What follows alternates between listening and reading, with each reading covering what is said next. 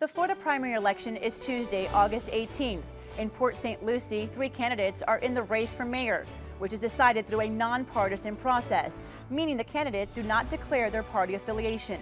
If a candidate receives a majority of the votes, more than 50%, they are declared the winner and do not advance to the general election in November. If no one receives more than 50% of the vote, the top 2 candidates will advance to a runoff in November. This morning, we sit down with the 3 candidates vying to be the next mayor of Port St. Lucie, one of Florida's largest and fastest growing cities. Let's go on the record. From WPBF 25, this is On the Record with Nathalie Pozzo. Good morning. We start this morning with the incumbent in the race, the current mayor of Port St. Lucie, Shannon Martin. Mayor, thank you so much for being here with us this morning. Thanks for having me. I appreciate it. So you have been mayor since 2021, officially since 2022, but you have been in public service for quite some time. Tell us about yourself. Yeah, so I first was elected to the city council in 2010, and in 2016, I was appointed vice mayor by the former mayor. And when he left his post early in 2021, I ran in a special election. And then I ran again in 2022 for the full term and won by a supermajority. Okay, and why is public service so important to you? It has been so important to me for the last 16 years. I raised my family here. My children grew up here. My husband is also a public servant. He is a lieutenant with our police department.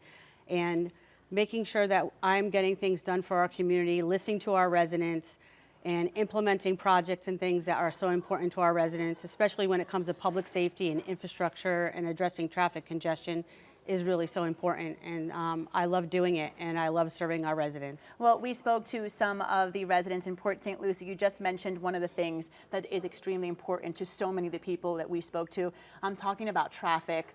They're talking about just how congested the city can be at times, how long some construction projects are taking place. So what are you doing to be able to relieve some of, I guess, this large population that we're dealing with when it comes to traffic and infrastructure, and just making it easier for people there in the city? Yeah, so we have so many projects that are going on right now. We have over 90 infrastructure projects that are in a determination of need stage to a planning stage to a construction stage.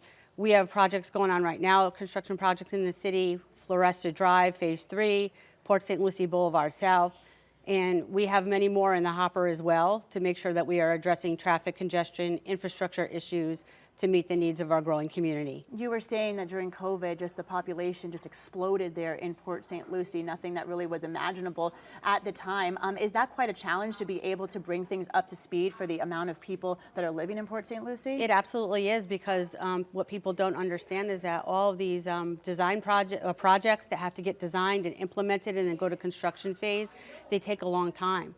Design takes a year to 2 years. Construction takes years to do. We have to go out in a formal bid process in order to get the contracts in and get the bids in and determine who gets those contracts.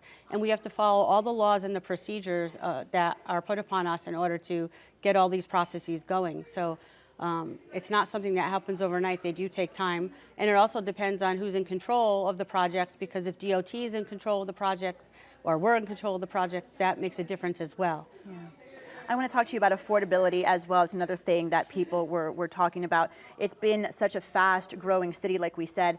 How do you accommodate for the growth? How do you keep that affordability factor?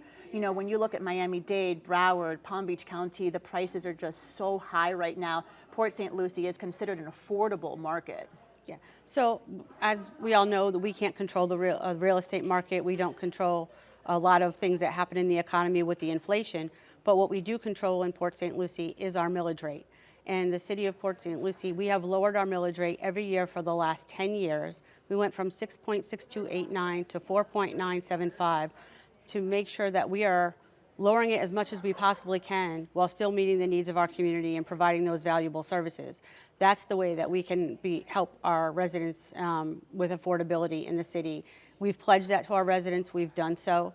And only 22% of the tax bill goes to, of the overall tax bill, goes to the city of Port St. Lucie. The rest goes to all the other taxing authorities. So A lot of people don't realize that as well, that when you do pay that tax bill, majority of it does not come to the city. Mayor, I want to talk about that because we're talking about property taxes as well. As you know, there's a proposal right now to eventually eliminate property taxes, something that so many counties and cities rely on when it comes to public safety and things like that. If it does receive a majority of the vote in November, more than 60%, we will be on the way to eliminating property taxes. So do you have a plan in place for that when it comes to the city? So that's something that our city manager and our financial management team and Office of Management and Budget are working on right now, looking at those impacts and what they are. We're going to have those conversations as we go through the summer and we get into our budget workshop that'll happen at the end of July. We will have significant impacts to our general fund. It's just being really honest and truthful with our residents. And what that looks like, our city manager and the budget team are going to have to present that to us if in fact it does pass. And we're going to have some serious and hard conversations because majority of our departments are funded out of the general fund, and the state is also putting restrictions on what can be funded out of the general fund as well. How do you think you will vote in November for that?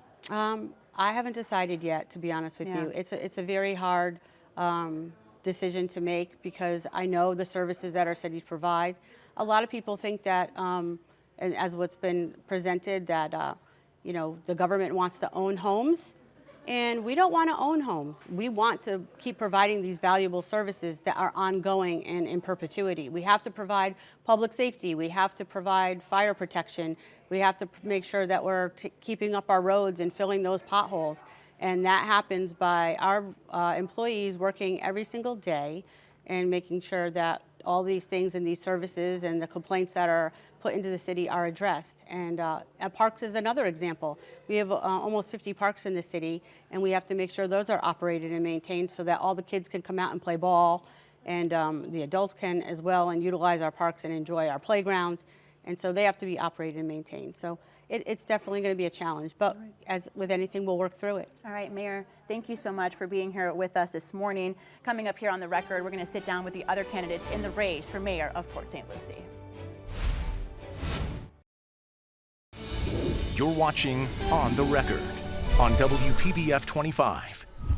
Welcome back. We continue our conversation this morning with the candidates in the Port St. Lucie mayoral race. Steven Giordano, one of the three candidates running for this position. Welcome, Steven. Thanks for being here. Absolutely. Thank you for having me. So many people became familiar with your name during the St. Lucie County Sheriff's race in 2024. Not the outcome that you were hoping for, but here you are running for office. Okay. So it seems that public service is very important to you. Tell us about yourself. Yeah, absolutely. So I'm a dual certified officer with St. Lucie County Sheriff's Department.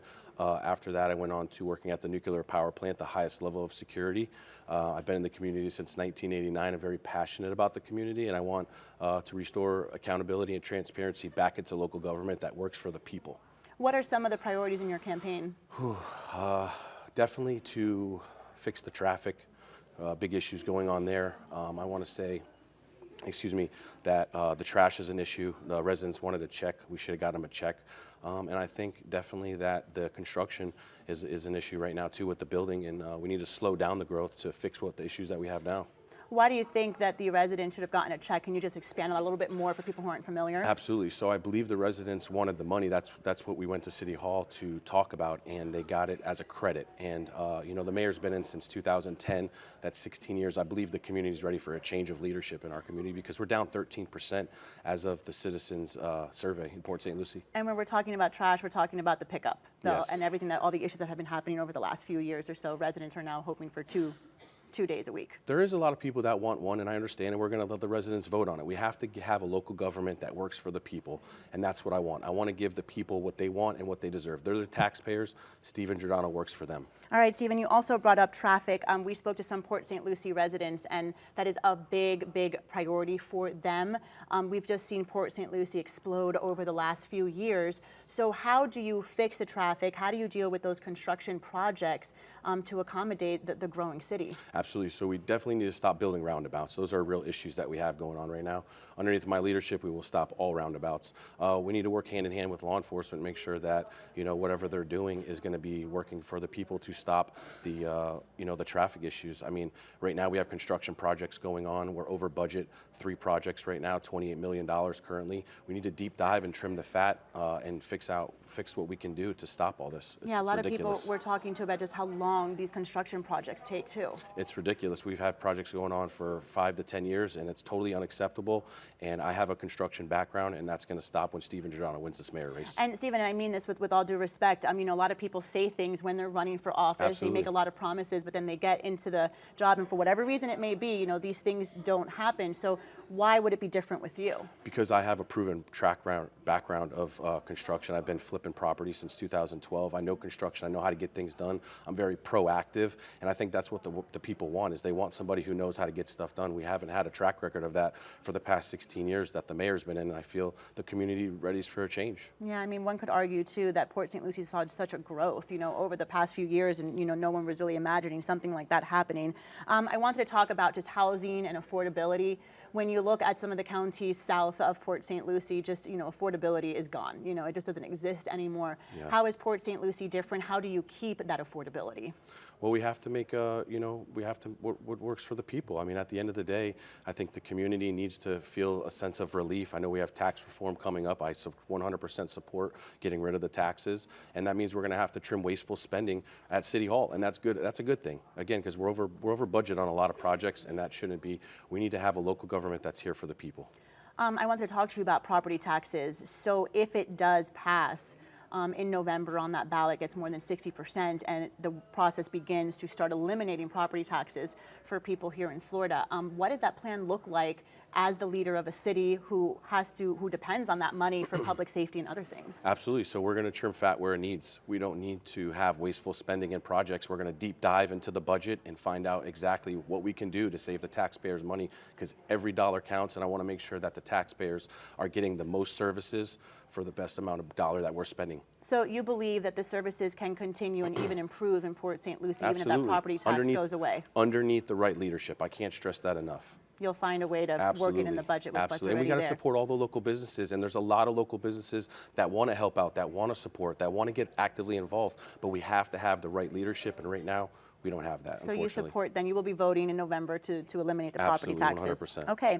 We also spoke to some people who, the younger generation in Port St. Lucie, who kind of tell us that there's really not much to do there for them in Port St. Lucie, but this is where they're going because, again, right now, that's where housing is affordable. I know for people who live in Port St. Lucie, that's not the case, but for people who are coming from outside of the city, this is now affordable. So what do you do to just, I guess, attract the younger generation? So we need to have youth programs. I mean, we need to have trade schools for the youth to become successful. We need more trade schools. We need more electricians, more plumbers. We need things for the youth to do. So again, I think it boils down to leadership. Having somebody in here who's genuinely here to help the community, and set Port St. Lucie up for success. We need to get actively involved, boots on the ground with the people in the community and find out how can we help you. I want to get their input. I want the problems, because the only way to fix it is to take it on. So I'm all about solutions, professional problem solver. Steven Giordano, thank you so much for your time. I appreciate it. And coming up, we're going to sit down with the third and final candidate in the mayoral race in Port St. Lucie.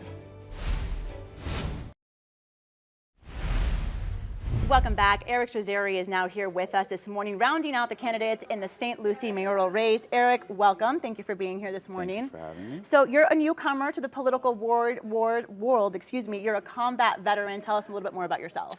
So yes, my name's Eric Strazzeri. I am a combat veteran. I am born and raised here in South Florida. After the 9/11 attacks, it inspired me to join the Army, where I quickly deployed to Iraq to fight for our rights and our freedoms. And lately, it's been feeling like we're losing those rights and those same freedoms that I went and fought for, and so many died to protect. And we have, politicians campaigning, utilizing the same rhetoric without actually providing any solutions to the problems. And once they're elected, they quickly forget about the promises they made to the people, the veterans, the small businesses, and the seniors in the community. So I'm running to bring accountability, integrity, and transparency to City Hall. And how do you do that, Eric?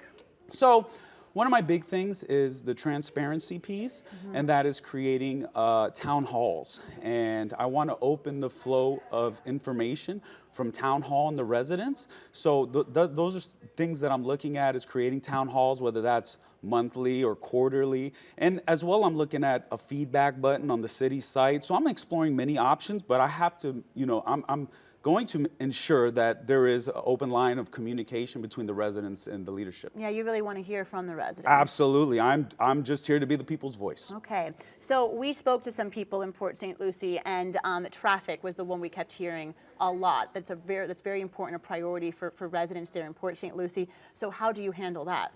So infrastructure is one thing that is at the top of my mind. The roads are a mess. They've been a mess for the past 20 years of me being in Port St. Lucie. Nothing has changed there. The traffic has just gotten progressively worse. It's bumper to bumper in St. Lucie West. So the infrastructure is one of my main priorities, as well as the drainage there and the technology infrastructure. What are some of the other things that are important to you in the campaign? Yeah, Issues you've been hearing from people. Yeah, and great question.